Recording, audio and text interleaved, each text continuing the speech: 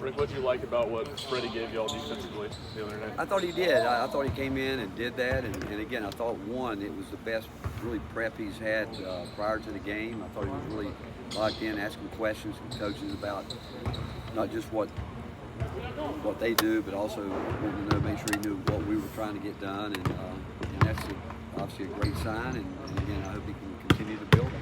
What's his next step in his progression? Just to build consistency. That's what it is. Being consistent and with every player, it's all about trust, earning trust, and know what when you put someone out there, you really have a pretty good idea of what you're going to get. Coach, you talked about consistency, and you mentioned a little bit after the game tonight.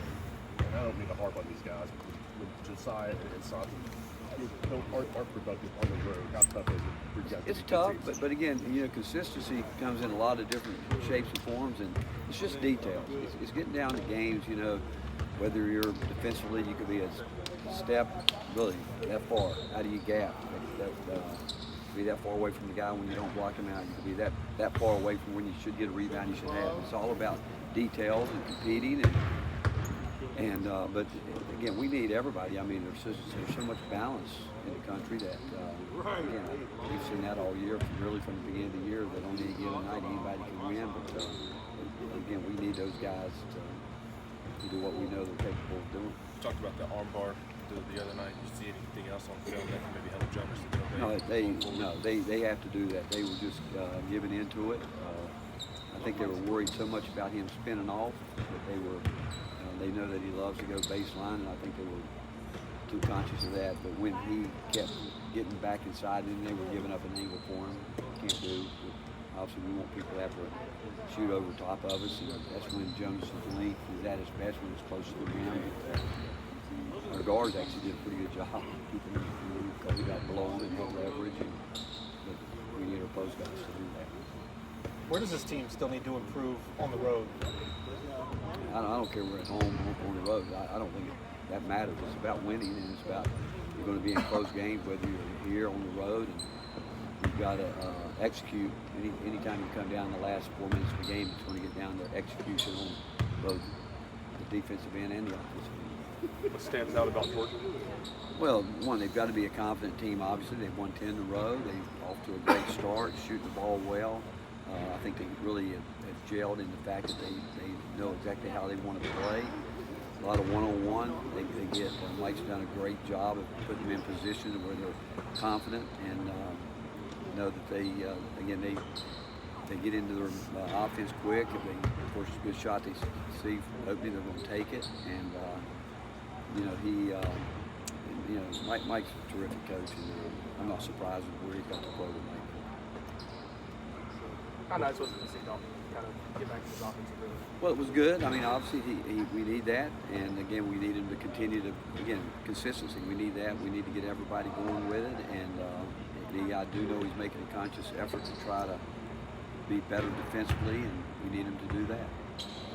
How do you balance how well Zakai's playing versus trying not to play 35, 36? It's tough. I mean, it really is because, you go into every game with a plan, and it goes back. You feel like you want to put the ball inside, but you put it there, then guys are getting stripped, you're not getting that, so now you have to go a different way. And Zakai was really the only guy the other night creating any foul situations, picking up fouls. But if there's anybody that can play a lot of minutes and withstand it, it's him. But there is a line there that we like to keep them under, but again, I'll talk about game to game.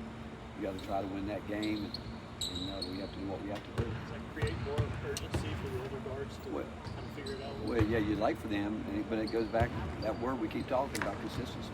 What are we going to get? We know it's obviously we know what we're getting from him. It's what can we get from the other guys? That's where it goes back to Rob's question. The older guys, you've got to know that, and then you can give these younger guys. You can't put a younger guy in a game in a situation where, like what we've tried to do this year, is get those guys out there with the older group of guys, and if they're not playing well, it's hard to get them in the game. And because it really puts a lot of pressure on them, and they could have a couple bad moments that could affect them for a long time. Where have you seen Dalton grow specifically defensively? Just trying. I think it is. I think it all effort. I think defense is effort. Obviously anticipation, but it's a want to, and I think he again. I know he wants to be better. What's going wrong for Jordan right now? I think again, I've seen shooters go through it and probably trying too hard. And you know, we want him to shoot it when he's open. He doesn't have to force anything. He doesn't have to do that because he can do other things. But he'll that part. He'll snap out of that. It's just a matter of when.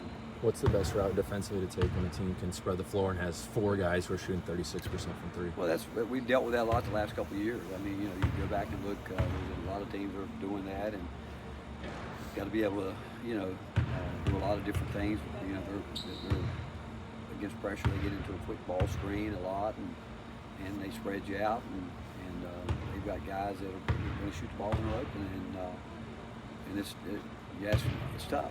You got to do a lot of multiple things. You got to handle the action at the ball, but you got to have those guys on the backside ready to rotate and try to keep the ball in front of them.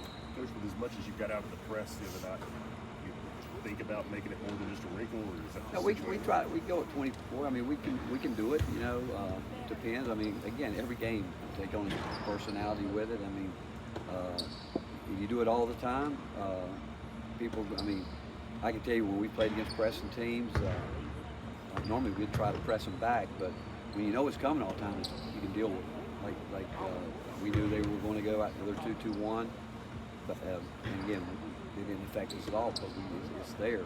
We like the element of surprise, we do, but and we really leave it up to our players. They know if they think they can get a shot at to go run and trap, they can. But again, all year we want to be a team that can play 94 feet. How does players like Tobe Awaka and Jonas Adu, your bigs, keep from fouling and staying on the floor? Well, again, that's doing your work early normally. Normally when you foul, you get behind, you slap down because you're not in position. It all goes back to, you know, being alert. I use the term all the time, do your work early so you're not playing catch-up. When you play catch-up, you're going to probably feel like you're desperate and you swipe down or you don't get out there in time.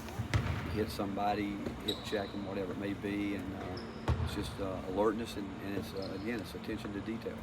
Those issues against Tolu, were those issues earlier in the season when you were facing Kansas, Purdue, and North Carolina? They're all different. I mean, again, all good post players know where they want the ball, and they know where they want to get it. And that's what I've told our guys. I don't care if it's Edey, Baycott, Tulu. They know where they want the ball, and they don't settle. And that's where he knows he's. Other than his dunk, I think he scored every bucket below the rim. Because he knows how to angle. He knows he gets you where he wants to get you to start with, and he fights for his space. And that's why any low post player that's good, he knows where he wants it. If he doesn't get it there, he's going to find a way to get it there. He's not just going to settle. And those guys, any good low post player is good because they know where they want the ball and where they have to be. Anything else? Thanks, Coach. Thank you. Thanks, Coach.